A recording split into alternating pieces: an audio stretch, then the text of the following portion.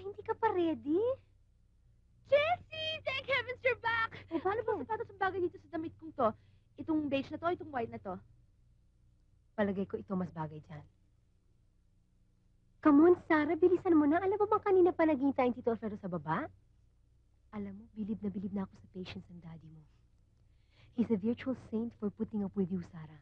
Kaya alika na, bilisan mo, bumaba na tayo. Alika na. Oh, your bag. My bag. Alika na. Let's go.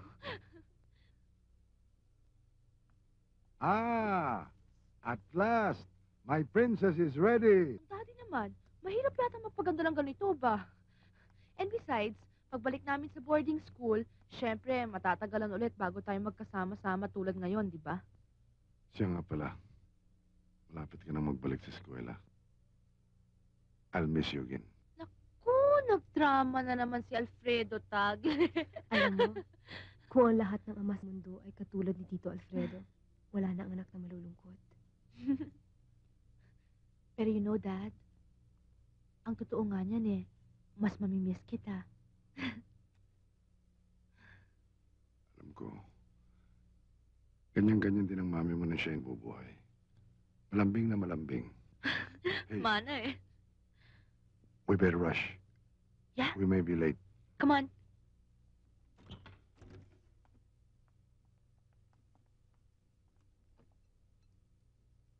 Pare, beer? Sige, isa. Pampagana. Sayang 2 beer na, oh. Isa lang, Chayong. Igawa mo na lang ng juice ng senyorito Rafi mo. Beer is too heavy for a meal like this one. Siguro pag nasa Baguio kayo, in school, panay ang inom nyo ng beer, no? I don't see anything wrong with a bottle or two, Mami. Did you hear that, Ramon? Kailan ka ba tutong uminom? Sinong nagturo sa'yo? Hindi ko alam na allowed ng beer sa campus. Actually, Tito Ramon, Tita Griselda, we are not allowed to drink beer inside the campus. Rafi and I do it occasionally. Pero sa labas. Yan ang hirap ng malayo ka sa amin, eh. Bakit tayo mo pang lumipat ng eskwelahan dito sa Maynila? Baka nga naman lakwatsa lang yung nasikaso ninyo doon. Hindi lang yun, Ramon. Baka puro panliligaw ang inatupag ng anak natin. Walter, banyan mo mabuti ang kaibigan mo, ha? Yes, Tita.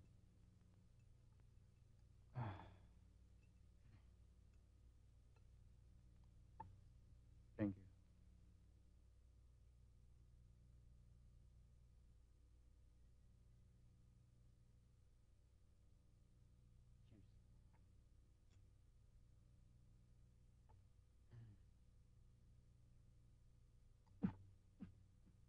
Nakin mo na yan. Hayaan mo, Tita. Pag-uwi namin ni Rafi sa bahay, bago matulog, inom kami ng pitchel-pitchel na gatas.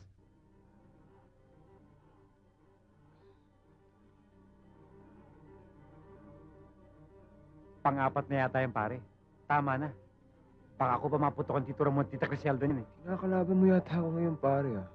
Did Mommy and Daddy hire you to spy on me from now on, ha? Hindi naman. Concern lang ako sa'yo. Ayaw mo nun? Over-concern ang sabihin mo.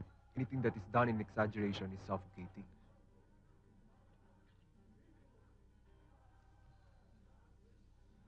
Ginagawa pa nga nila akong totoy hanggang ngayon, eh.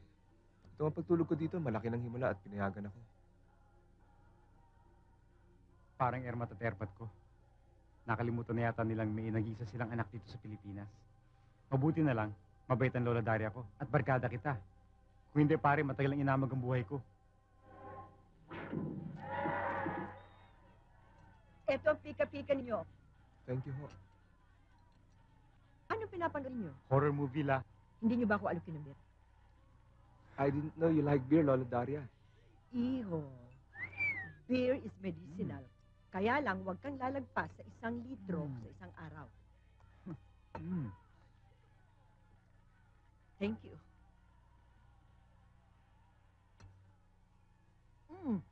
Siya nga pala. Nag-overseas ang mami at daddy mo.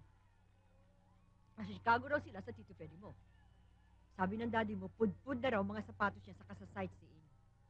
At pati ang pitaka niya, pudpud na rin sa shopping ng mami mo. Talaga raw hindi mapigil. Siguradong excess baggage na naman yung... May iniwan ba namang message sa akin ng mami at daddy la? Meron. Kinakamusta kanila?